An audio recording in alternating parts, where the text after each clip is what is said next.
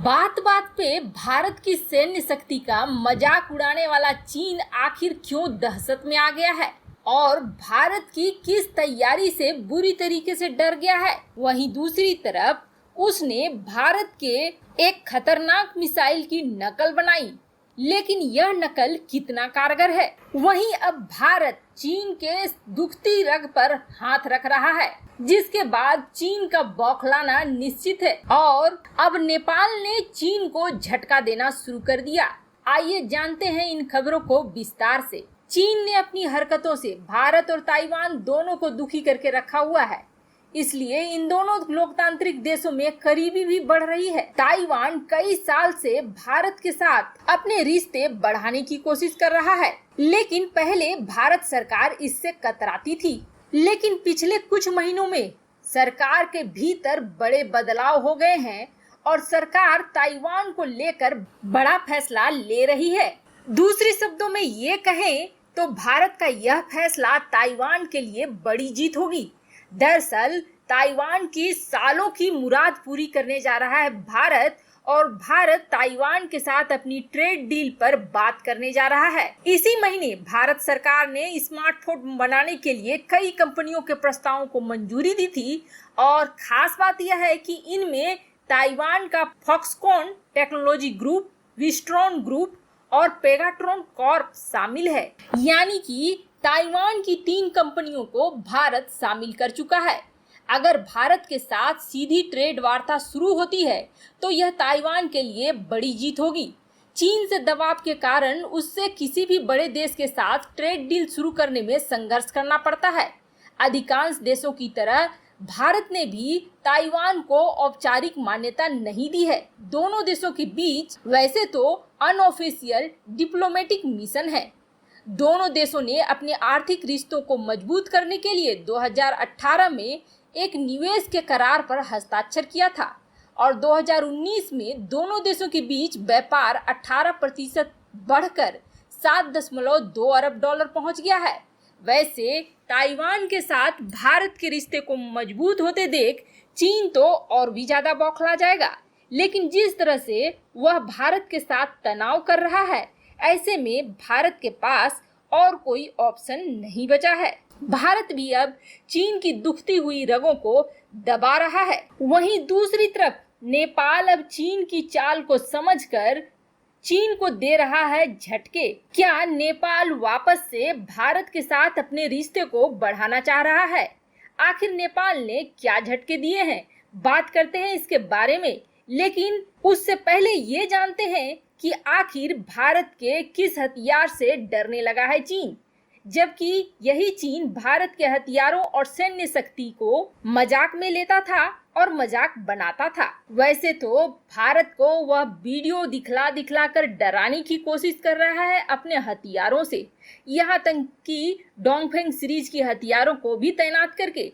लेकिन भारत तो नहीं डर रहा है, किंतु चीन भारत के एक हथियार से बहुत ही ज्यादा डर गया है और वह यह है कि भारत के एंटी रेडिएशन मिसाइल रुद्रम-1 और क्रूज मिसाइल ब्रह्मोस के जॉइंट इस्तेमाल से वह बहुत ही ज्यादा खौफ में आ गया है। यहाँ तक कि अब चीन के जानकार और चीन के विशेषज्ञ जिनपिंग को यह समझाने लगे हैं कि अगर भारत ने अपने ब्रह्मोस मिसाइलों की बरसात कर दी तो 400 किलोमीटर के अंदर तक कोई भी हथियार चीन का बचने वाला नहीं है। वैसे आपको बता दें, यह तो अकेले ब्रह्मोस की बात थी। अब जब से भारत ने अपने एंटी रेडिएशन मिसाइल रुद्रम-1 और ब्रह्मोस की ज्वाइंट यूज की बात करी है, तब से चीन को डर सताने लगा है। वैसे चीन का यह डर हाल ही में सच ही साबित हुआ है, क्योंकि अजरबैजान ने इजराइल के एंटी रेडिएशन ड्रोन का इस्तेमाल करके आर्मेनिया के S-300 के परखच्चे उड़ा दिए, बर्बाद कर दिया है। ऐसे में एंटी रेडिएशन मिसाइल्स की महत्ता चीन भी समझ रहा है। ऊपर से ब्रह्मोस का साथ मिल जाए तो फिर क्या कहना। चीन के विशेषज्ञ अब यह मानने लगे हैं कि भारत बड़े पैमाने पर ब्रह्मोस और अपनी एंटी रेडिएशन मिसाइल रुद्रम-1 का एक साथ इस्तेमाल करेगा।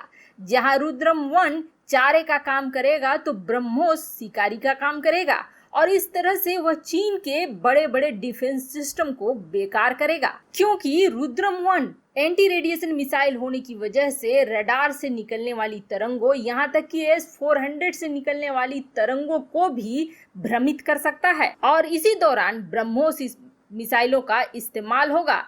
जिस वक्त S-400 या कोई भी मिसाइल डिफेंस सिस्टम भ्रमित होगा, ठीक उसी वक्त ब्रह्मोस उसे अपना निशाना बना लेगा। अगर पुराने मिसाइल डिफेंस सिस्टम की बात करें तो उसे रुद्रम 1 मिसाइल जाम करने के साथ साथ तबाह भी कर सकता है। वैसे चीन इस तरह से दहशत में है कि उसने अपने विशेषज्ञों के साथ राय मशवरा करना तो शुरू कर दिया है। वैसे आपको बता दें, इसका कोई फल निकलने वाला नहीं है, क्योंकि बहुत पहले चीन ने भारत के ब्रह्मोस की नकल करके CX-1 बनाया था। देखने में डिजाइन भले ही ब्रह्मोस की तरह लग रहा है, लेकिन इसकी कार्य प्रणाली ब्रह्मोस की तरह नहीं है। और यहाँ तक कि अगर हम दोनों की फीचर्स की बात करें तो दूर दूर तक वह ब्रह्मोस का मुकाबला नहीं कर सकता है, बस डिजाइन ही कॉपी हुई है। क्योंकि ऐसा खुद चीनी विशेषज्ञ भी मानते हैं कि CX-1 ब्रह्मोस के आगे बेकार है। और जहां एंटी रेडिएशन रुद्रम 1 और ब्रह्मोस का मिश्रण चीन के लिए बड़ी तबाही का कारण बन सकता है, वहीं CX-1 कुछ भी नहीं कर सकता है। वहीं दूसरी तरफ चीन का सगा बना नेपाल अब अचानक से चीन को झटके देने लगा है, लेकिन चीन की मंशा अभी भी पूरी नहीं हुई है।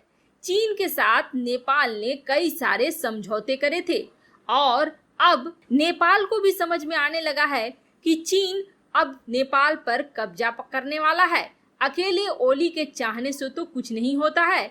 नेपाल के नेता अब चीन को नेपाल में आगे बढ़ने देना नहीं चाहते हैं। इसका उदाहरण है कि कई परियोजनाएं जो कि चीन जल्दी जल्दी पूरा करना चाहता है, अब नेपाल उसमें धीमापन दिखा रहा है। जैसे कि चीन और नेपाल को जोड़ने वाला एकमात्र रसुआ गाड़ी काठमांडू हाईवे वो अब लटक पड़ा है। वहीं दूसरा ट्रांस हिमालयन बहुआयामी कनेक्टिविटी नेटवर्क, जिसको कि पिछले साल ही राष्ट्रपति शी जिनपिंग के यात्रा के दौरान हस्ताक्षर हुआ था, और इसका उद्देश्य यह था कि नेपाल को जमीनी, रेलवे, समुद्री और हवाई मार्ग से चीन के रास्ते से जोड़ना था, वह भी लटका पड़ा है। और अब नेपाल यह कह रहा है कि कोरोना के वजह से हम इसे नहीं बढ़ा सकते हैं। कहीं न कहीं नेपाल को भी अब एहसास होने लगा है कि चीन इन चीजों को बनाकर उसी सड़क और उसी हवाई मार्ग पर अपनी सेना को उतारना शुरू कर देगा नेपाल के अंदर, जैसा कि उसने तिब्बत में कब्जे के तुरंत बाद करा था। सड़कों का जाल बिछा दिया था ताकि वहां पर आसानी से अपनी सेना को पहुंचा सके। अब इस BRI प्रोजेक्ट का फायदा उठाकर नेपाल में भी वह सड़कों और मार्गों का जाल बिछाना चाहता है। वहीं दूसरी तरफ चीन में नेपाल के पूर्व राजदूत तनका कार्की ने कहा है कि नेपाल बाहरी दबाव की वजह से इन परियोजनाओं से अपने पैर पीछे खींच रहा है। वैसे आपको क्या लगता है, चीन की हरकतों से नेपाल समझ चुका है और नेपाल अब भारत की तरफ आएगा? कमेंट कर अपनी राय जरूर बताएं।